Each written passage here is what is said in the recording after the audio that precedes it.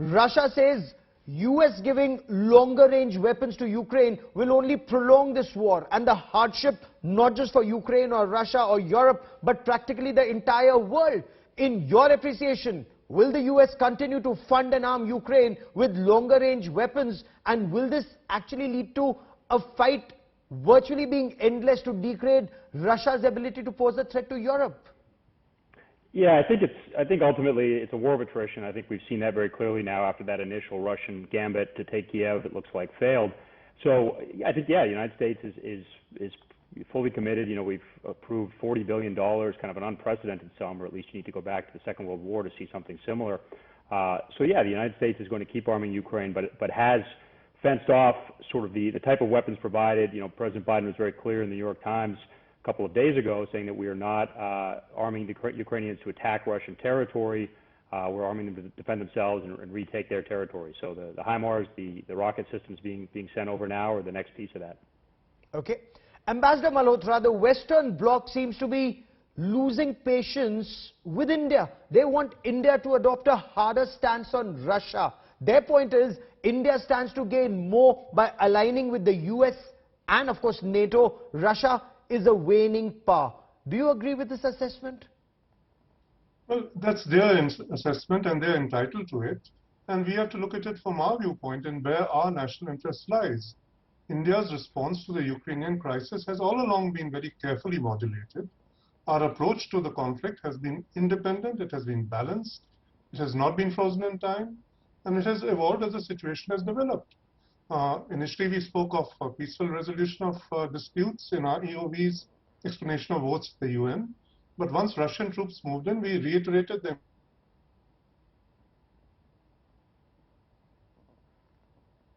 Okay. Okay.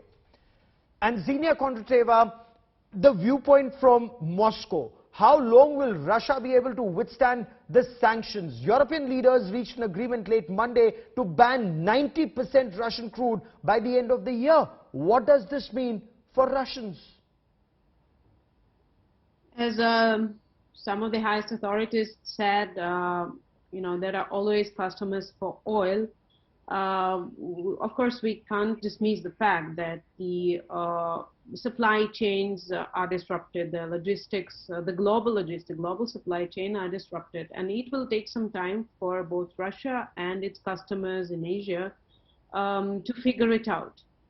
But you know, I've been reporting on the energy industry for years now, and I would say that the shift towards green energy is the greatest thing for this planet, but then it also will take time. So you can impose sanction and you can, try to say that 90% of Russia's oil supply is now banned, but it will anyway somehow get to the same European customers through other routes, because the planet to grow, to develop, countries need oil and gas. Yes. And there is no way around it for now.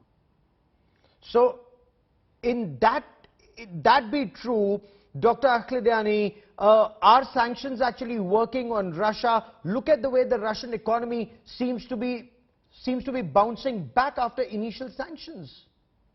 Well, the sanctions are indeed working, and we should here note that we do not actually know what is going on the ground. All what we know from the screens, and this is badly manipulated, and not badly manipulated necessarily, but it's very much affected by the Central Bank of Russia. As we could see from the beginning of the war, the interest rates were really increased, and then the Russian ruble was really crippling. The recovery now is basically could only be assigned because of all the tools Russia was using, basically to forcing its companies to do their foreign reserves and then to push its customers to pay for the energy supplies back in Russian rubles. Now, to add on the comments of the previous speaker, basically, we need to know, to clarify that the current sixth package of the sanctions of the European Union do not forbid all oil imports from Russia, right? So the pipelines, the oil that runs through the pipeline is so far exempted.